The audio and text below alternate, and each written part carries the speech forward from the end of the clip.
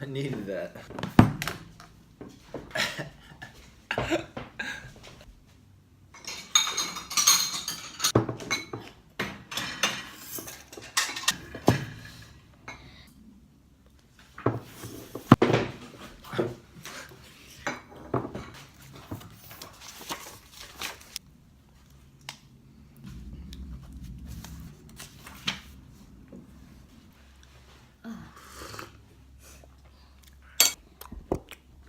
But go.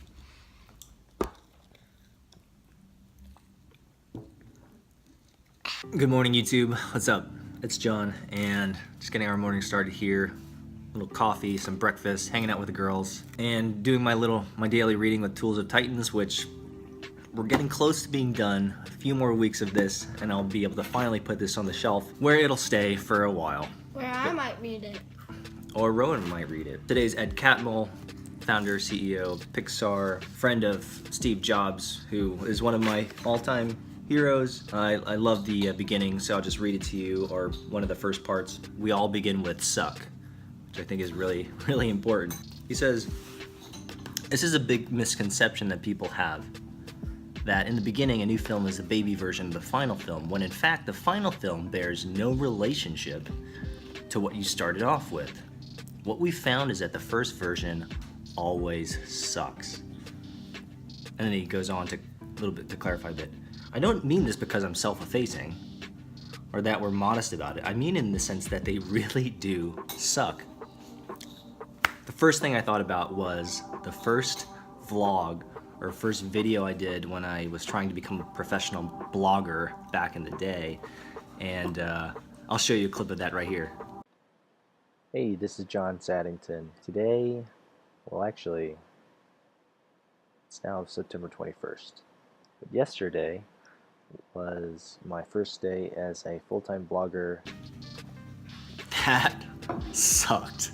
But that was one of the first versions of video blogging for me back in, what was that, 2011, 2010? I can't remember. Whenever it was. So the first version sucked. And if you even go back to one of the first versions of this canonical vlog, episode 001, they just weren't that good. But they continue to get better, or at least marginally. But I think over time, as I continue to do this, I'm going to become more comfortable with the medium. I'm going to become more comfortable with the tools and the equipment and the technology and the systems around it and how I put it all together. And so, and I feel that. I actually feel that. I actually feel myself getting better, getting more comfortable having these dialogues and chats with you. And this is nice. I'm actually having more fun. Who would have thought? So thank you, Ed, via Tools of Titans, to remind that it all starts with suck. It starts for you, it starts with me, and in time, we will all get very, very better? No, we're just gonna get better at what we're trying to do. Got a busy day, got a bunch of things to bang out. Gonna get my hour in on the elliptical. I'm banging that out now, soon. 5 minutes? Done. Yep. Okay. You wanna go down too, Arden? You wanna go down to the gym? So bang out the elliptical, get my hour in the gym, which is important for me and it's important for you, and then we'll get to it. I do have one topic that I would like to discuss with you, so hold on, and I'll see you back in just a second.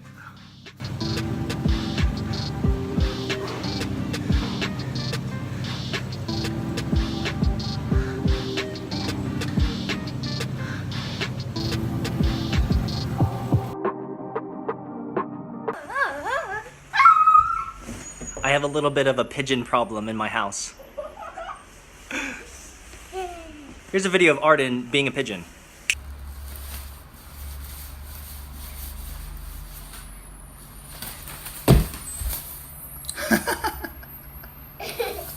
We all remember doing that as a child. I mean, come on. Hey, what's up, YouTube? I got a little bit of a break in my schedule. It's about 12:02, and so it's about time that I get some lunch. Hanging out here at home, my youngest, who's still sick and recovering, been hanging out with her, which has been great. I did want to chat about the topic that has been on my heart and mind, holy cow, that has been on my heart and mind for a little bit of time. And it's something that I've shared with many people, and I think is going to create a lot of value for you, especially for those who have been thinking about starting something new or creating new projects and stuff like that. And so I essentially just wanted to dialogue through exactly how I think about starting new projects, how I start new creative projects. Again, as I am wont to do, I want to make this super casual, so this might be a little bit more meandering than I would love it to be, but it just is what it is, and hopefully you can follow along. So as you know, if you've been following for some time, I love experimenting with new projects. I love experimenting with new things. A good example, and a perfect example, an example I'll use here is vlogging and this video project. I'm doing it for 365 days. Every single day, my goal is to upload something to YouTube. Now, that's the first principle that I apply in any new creative project, is I time box my experiments, my creative projects. So anything that I do, any new project, any new endeavor, anything I'd like to actually just try, I time box. And what I mean by time box is I establish a start date and an end date, a very clear and obvious and explicit start date and end date. What I don't do is what I think people struggle with is I don't say, well, I kind of do this for some time and then hopefully like the outcomes will become apparent. Like, that's not helpful for anyone. And when you're trying to qualify a fairly fluid experiment, especially when you don't really know the space very well, or you're experimenting in an area, an industry, a market, a product, or whatever, a marketplace that you have no context or real life data around, like some of the only things that you can control is the length of your experiment, which again goes back all the way to your elementary, middle school, and high school days, where you would time box your experiment. So a lot of this will pull from elementary and middle and high school and stuff like that. Which, by the way, I was a terrible student, but I did pick up a few things. So that's the first thing, is time box any experiment. This way you can create a little bit of objectivity around the actual product, or project, rather. The second thing is I create artificial constraints. And what I mean by this is, and the time boxing is somewhat of a constraint, not somewhat of a constraint, time boxing is a constraint, but I create additional constraints to the system because it's very difficult to know if an experiment, a creative project, is ultimately going to be successful. Again, you just don't have enough data. And so by creating these artificial constraints, it minimizes the complexity of the experiment itself. Again, I'll use vlogging and this video project as a perfect example. I'm doing this for 365 days. That's the first constraint, time boxing. And the other constraints have been incredibly useful, very powerful. And they are, one, I can only use my iPhone. So I'm doing end-to-end, capturing, editing, production, and then post-production or publishing via the device. Now, that's been really, really hard. I won't lie. It's been really hard to stay true to that, because as I've become better and more equipped, and as I learn this medium, there are more tools and apps and systems that I want to build.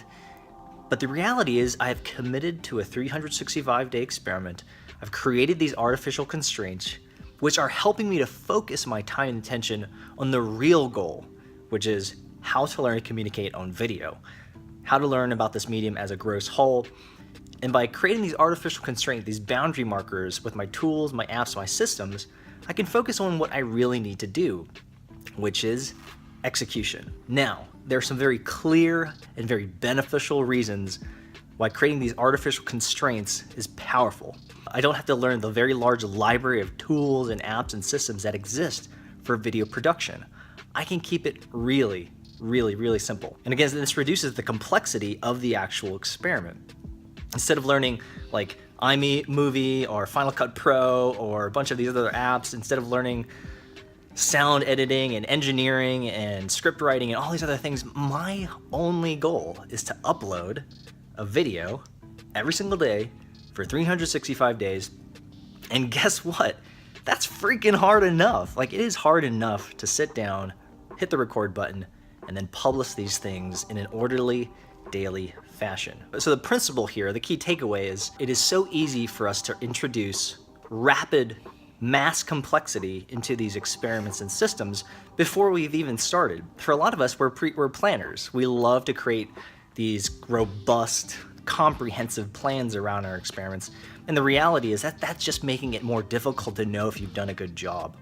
And so over time, as I've gotten better at creating experiments and executing against these experiments, I've made my system simpler, smaller, constrained myself so that I can get to the end. Another really perfect example of artificial constraints that has also created a third value system for me, which is accountability, is introducing Tools of Titans, a book. Now this has so much pragmatism around it, it's like not even funny. Having myself walk through a book every single day, just consuming one chapter a day, has created a wealth of content for me. And so in the off case or off chance that I don't have anything to talk to, guess what? I have something to talk about. I have a chapter of the book. It also creates accountability, right? Because there's something that I've publicly committed to, which of course was the experiment, the holistic experiment. But now I've invited people into this project to walk through a particular book for 365 days, or I'm sorry, for 100 or so days, or however many chapters Tools of Titans is. Now I am accountable. I'm publicly accountable to walk through that book with other people. And man, that has been so helpful. Which segues perfectly to a fourth principle of working on new creative projects, which is very important. It's inviting other people to join you. Not necessarily to join you in the actual production of the project, but inviting them in the know. Letting them know that you are in fact doing something new and helping them keep you accountable. Most of the time, we're very scared. We're anxious about creating new things. We don't want to be judged. These are all very normal human behaviors, regardless of how old you are. We just are scared and anxious about trying new stuff. But there's nothing more powerful than getting help and getting that accountability from other people, people that you respect, people that respect you, people that you love, and saying, hey, I just have this new project. I'm trying to become a better person. I'm trying to, experiment this. I'm trying to change my career, perhaps. Would you just keep me accountable? Can I invite you in to my journey, my adventure, my exploration into this new topic? And would you ask me hard questions? And so I'll give you another deeply personal example. This is not a creative project, but this will resonate a little bit. Is I shared very publicly my struggle with alcohol and the fact that I'm an alcoholic. And a lot of people would be very ashamed about that. And there's a lot of shame around that. It's not like something I want to tell everyone when I meet them first is, hey, my name is John, I'm a software engineer and alcoholic. But I've made it public to the people that matter, and that is a lifelong project. That's a lifelong thing that I need to work on, that I'm recovering from, and I've been sober since I stopped, so yes, it's been great. But my father in particular will call me or text me consistently and just say, hey, how are you doing with the booze? How are you doing with the alcohol? And man, there's nothing more encouraging than having a loved one, someone who is deep within your relational network, someone who's personal, intimate, just saying, hey, how is it going? A mentor also can fill in this gap. So again, I've talked about mentoring coaching. You need some of those this year. You need to get that immediately. It's a top end priority. Having that accountability is good. So that's a lot of content already, but that's how I attack any new project. I create a time box. I create artificial constraints or boundary markers. I invite other people in and reduce the complexity of the systems. Keep it as simple as possible. Not sure if that's the right order, but essentially that's what I want to do. And there might have been another one, but I can't remember. So you'll have to go back. Kind of as a post-mortem to this dialogue is some of these creative projects of mine have ballooned into small businesses. They have ballooned into full-blown companies and startups that eventually raise venture capital for, and then I sold to larger companies or exited. You never know what will happen with your creative projects.